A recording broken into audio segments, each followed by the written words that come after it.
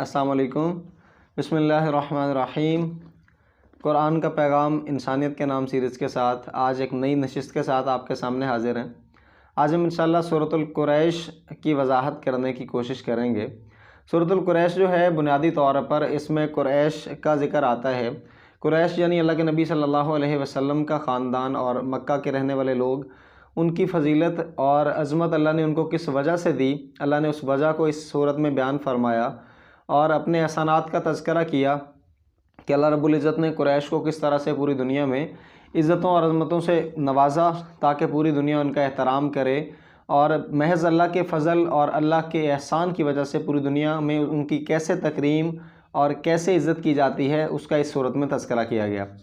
زمانہ جاہلیت میں جو عربوں کا علاقہ تھا وہاں پہ لوٹ مار بہت عام تھی، لیکن جو قریش تھے، قریش چونکہ مکہ کی سرزمین میں رہنے والے تھے اور یہاں پر غلہ جو ہے وہ نہیں اگتا تھا، تو ان کا گزر بسر جو تھا وہ تجارتی قافلوں کے ذریعے سے آنے والی آمدن کے ساتھ ہوتا تھا۔ تو اس صورت کے اندر اللہ رب العزت نے قریش پر اپنے اس احسان کا ذکر کیا کہ جس کی بدولت پوری دنیا میں ان کی تعظیم، ان کو عزت دی جاتی تھی اور ان کی قدر کرتے تھے، کیونکہ وہ لوگ بیت اللہ کے متولی تھے، یعنی خانہ کعبہ جو ہے وہ ان کے پاس تھا۔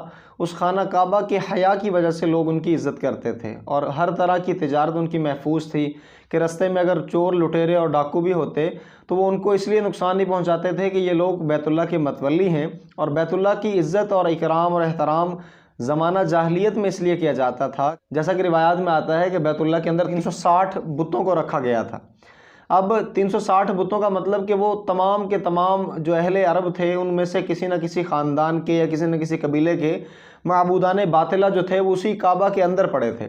تو یہ اہل قریش جس جگہ سے، جس علاقے سے گزرتے، تو چونکہ یہ ایسے تھا کہ ہر ایک کے معبود ان کے پاس پڑے تھے، تو اس لیے ان کی تعظیم، عزت اور عظمت ہر جگہ پہ تھی۔ تو اس صورت میں بنیادی طور پہ اللہ رب العزت نے اسی بات کا تذکرہ کیا کہ ان اہل قریش کو ہم نے ان کے دلوں میں مانوس کیا یا لوگوں کے دلوں میں ان کی محبت ڈالی، تو سارے ایک احسان کو ذکر کیا۔ میں انشاءاللہ ایک دفعہ سورت کی تلاوت کر دیتا ہوں اور پھر ہم انشاءاللہ اس کی وضاحت کی کوشش کرتے ہیں۔ بسم اللہ الرحمن الرحیم۔ لإیلاف قریش ایلافہم رحلۃ الشتاء والصیف فلیعبدوا رب ھذا البیت الذی اطعمہم من جوع وآمنہم من خوف۔ صدق اللہ العظیم۔ پہلی آیت میں اللہ رب العزت نے اسی احسان کا ذکر فرمایا۔ اللہ فرماتے ہیں لإیلاف قریش، قریش کے مانوس رکھنے کی وجہ سے۔ مانوس رکھنے کا مطلب، مانوس کا لفظی مطلب بنتا ہے الفت، الفت یعنی محبت، یعنی قریش کے مانوس رکھنے کی وجہ سے کا مطلب کہ قریش کے لیے جو لوگوں کے دلوں میں محبت تھی وہ کس بنیاد پر تھی کہ معبودان باطلہ جتنے بھی لوگوں کے تھے وہ 360 بت زمانہ جاہلیت میں اسی کعبہ کے اندر تھے۔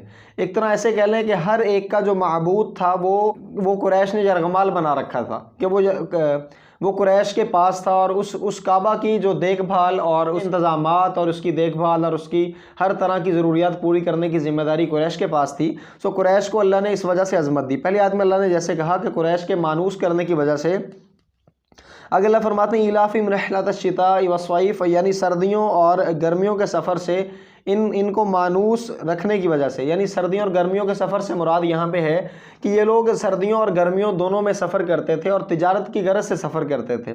جیسا کہ میں نے پہلے عرض کیا کہ چونکہ مکہ میں کوئی بھی چیز کاشت نہیں کی جاتی تھی اور ان کے اناج اور غلے کا پورا انحصار اسی تجارت پر تھا، سو یہ گرمیوں میں چکر لگاتے تھے سرد علاقوں میں جیسا کہ شام اور فلسطین کے علاقوں میں، اور سردیوں میں یہ چکر لگاتے تھے گرم علاقوں میں جیسا کہ یمن کا علاقہ۔ اب یہ سفر کرتے تھے چاہے مکہ سے یمن کی طرف، چاہے مکہ سے فلسطین کی طرف، چاہے مکہ سے شام کی طرف، ہر ایک علاقے کی طرف جاتے ہوئے ان کا صرف اس بنیاد پر احترام کیا جاتا تھا، یا لوگوں کے دلوں میں اللہ نے ان کی محبت اور الفت اس لیے ڈال رکھی تھی، یہ لوگ بیت اللہ کے متولی تھے۔ یعنی بار بار وہی میں بات تذکرہ کر رہا ہوں کہ کعبہ کے اندر جو بت پڑے تھے وہ کسی نہ کسی قوم کے معبود اس میں ہر طرح سے شامل تھے۔ سو ان کی قدر اس بنیاد پر کی جاتی تھی کہ یہ شروع سے ہی اہل قریش جو ہیں یا اہل مکہ جو ہیں، ان کی قدر اس بنیاد پر ہوتی تھی کہ یہ بیت اللہ کے متولی ہیں، کہ قریش کے مانوس کرنے کی وجہ سے اور ان کے سردیوں اور گرمیوں کے سفر جو ہے، سردیوں اور گرمیوں کے سفر سے مانوس کرنے کی وجہ سے، یعنی ان کے دلوں میں खुद कुरैश के दिलों में अल्लाह ने इस सफ़र की मोहब्बत और उल्फत डाल दी कि इस तरह से तिजारत करें और ये दुनियावी और इस तरह से ये दुनियावी फ़ायदा हासिल करें। आगे अल्लाह क्या फरमा रहा है कि ये महज़ अल्लाह का एहसान था इन पर कि इनके दिलों में इस सफ़र की या इस तिजारत की या इस कमाई की या इस तरह से इनामात की मोहब्बत अल्लाह ने डाली ताकि ये अपने माली हालात को बेहतर बना सकें। यानी इन पर जो तंगी है वो हालात की तंगी अल्लाह रब्बुल इज़्ज़त इनसे दूर कर दे। वरना अमूमी तौर पर वहाँ पर उस दौर में ये ज़माना था कि कोई भी काफ़िला गुज़रता था, वो तिजारती काफ़िला होता या किसी सफ़र के दौरान वैसे कोई काफ़िला होता, तो उसको उस दौर में लूट मार बहुत थी और चोर और डाकू और लुटेरे उस काफ़िले को नहीं छोड़ते। लेकिन कुरैश को किसी भी दौर में कोई ख़तरा नहीं रहा, सिर्फ इस बुनियाद पर कि ये बैतुल्लाह के मतवली हैं और लोग इनकी इज़्ज़त करते थे। सो ये पूरी दुनिया में जहाँ भी सफ़र करते, इनको इस बुनियाद पर कुछ ना कहा जाता, इनकी इज़्ज़त तकरीम और एहतराम किया जाता कि ये बैतुल्लाह के मतवली हैं, या बैतुल्लाह के इंतज़ामात को संभालने वाले हैं। सो इन दो आयतों के बाद अल्लाह रब्बुल इज़्ज़त क्या फरमा रहे हैं कि अहले कुरैश के लिए हमने मानूस कर दिया इस वजह से कि वो सफ़र सर्दी और गर्मी का जो करते हैं उसकी उल्फत भी उनके दिलों में डाल दी। तो ये अल्लाह का महज एहसान है। इसके बदले में इनको क्या करना होगा, फलियाबुदू रब्ब हाज़ल बैत, बस ये इबादत करें बैतुल्लाह के रब की। अब अल्लाह फरमा रहे हैं उस बैतुल्लाह जिसकी बदौलत अल्लाह रब्बुल इज़्ज़त ने इनको इज़्ज़त व अज़मत और फजीलत और फ़क़ीयत और लोगों के दिलों में इनका एहतराम बिठाया, तो फिर ये इन पर लाजिम है कि उसी रब के आगे सजदा करें। लेकिन सजदे की बारी आई तो फिर इन लोगों ने वही जहालत दिखाई और अल्लाह रब्बुल इज़्ज़त को छोड़कर बुतों को सजदे और शिरक और जहालत और इस तरह की रसूमात। फिर अल्लाह रब्बुल इज़्ज़त ने इस आयत में ये बात क्लियर की कि इनके ये ज़िम्मे था, फलियाबुदू, बस इबादत करो रब्ब हाज़ल बैत, बैतुल्लाह के रब की। यानी जिस बुनियाद पर तुम्हें मानूस किया गया, जिस बुनियाद पर लोगों के दिलों में तुम्हारी उल्फत, मोहब्बत और एहतराम डाला गया, तुम पर लाजिम है कि तुम उस रब की इबादत करो।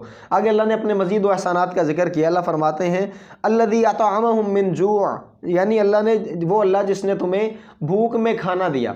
भूख में खाना देने का मतलब कि ऐसे लोग जिनके पास कोई अपना ज़ाती तौर पे कोई गल्ला और अनाज मौजूद नहीं, तो अल्लाह रब्बुल इज़्ज़त ने उनके दिल में तिजारत की मोहब्बत डाली। वो उस तिजारत को लेकर शाम, फ़लस्तीन या यमन के इलाकों तक पहुँचे।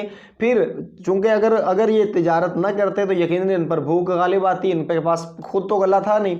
सो अल्लाह रब्बुल इज़्ज़त ने उस भूख और फ़क्र की हालत में इनको खाने को दिया। इसका मतलब उस तिजारत की बुनियाद पर इन्होंने कमाई की तो अल्लाह रब्बुल इज़्ज़त ने इनको खाने को वाफर मिकदार में रिज़्क़ अता किया, और ये भी अल्लाह का महज़ एहसान है। आखिरी आयत में अल्लाह रब्बुल इज़्ज़त फरमाते हैं अल्लज़ी अतअमहुम मिन जू'इन व आमनहुम मिन खौफ, और अल्लाह ने इनको अमन दिया खौफ में। क्या मतलब, खौफ से अमन देने का मतलब है कि ये लोग सफ़र के आदी थे या तिजारत के आदी थे या तिजारत करने के शौकीन थे, तो अल्लाह रब्बुल इज़्ज़त ने इनके दिलों से हर किस्म के डाकू लुटेरों का खौफ ख़त्म कर दिया। तो अल्लाह रब्बुल इज़्ज़त ने इनका एहतराम लोगों के दिलों में डाला। अल्लाह उस एहसान का जिक्र कर रहे हैं कि पहला एहसान अल्लाह ने यह किया कि इनके दिलों में तिजारत को मानूस कर दिया, या लोगों के दिलों में इनके एहतराम और इज़्ज़त को मानूस करवा दिया। दूसरे नंबर पे अल्लाह क्या फरमाते हैं कि इस बुनियाद पर इनको बैतुल्लाह के उस रब की इबादत करनी चाहिए। फिर अल्लाह ने कहा हमने इनको भूख में खाना दिया। क्या मतलब कि जब इनके पास गल्ला नहीं था तो उस तिजारत की वजह से अल्लाह ने रिज़्क़ वाफर मिकदार में अता किया। और आखिरी एहसान अल्लाह ने क्या फरमाया कि इनको खौफ से अमन दिया। क्या मतलब कि जिस भी इलाके से गुजरते, चाहे वो जितना भी चोर लुटेरों का इलाका होता, कुरैश को सिर्फ इस बुनियाद पर इज़्ज़त और तकरीम और हिफाजत इनकी की जाती कि ये बैतुल्लाह के मतवली हैं। तो महज़ अल्लाह रब्बुल इज़्ज़त इन पर बेशुमार एहसानात थे। इस सूरत में सिर्फ कुरैश को खिताब नहीं बल्कि पूरी की पूरी इंसानियत से अल्लाह रब्बुल इज़्ज़त खिताब कर रहे हैं। इस सूरत में हमारे लिए पैगाम क्या है कि हम अपनी ज़ात पर गौर करें कि हम पर अल्लाह रब्बुल इज़्ज़त के कितने अजीम एहसानात हैं। हम उन एहसानात का शुक्र अदा करना चाहें भी तो नहीं कर सकते। हमें सोचना चाहिए कि हम भी उस बैतुल्लाह के रब की इबादत करें जिसने हमें बग़ैर मांगे मुसलमानों के घरों में पैदा किया, बग़ैर मांगे माँ बाप जैसी दौलत नेमत से नवाजा, बग़ैर मांगे हमें एक आज़ाद रियासत और आज़ाद मुल्क अता किया, बग़ैर मांगे हमें आज़ादाना तौर पे इबादत करने के मौक़े फ़राहम किए, और बग़ैर किसी तलब के अल्लाह रब्बुल इज़्ज़त ने हमें एक हिदायत के रास्ते पर कायम किया। दुआ है कि अल्लाह रब्बुल इज़्ज़त कुरान के इस पैगाम को समझकर दूसरों तक पहुँचाने का ज़रिया बनाए। अपना ख्याल रखिएगा। आइंदा इंशाअल्लाह इससे अगली सूरत के साथ हाज़िर होंगे। तब तक के लिए अस्सलामु अलैकुम।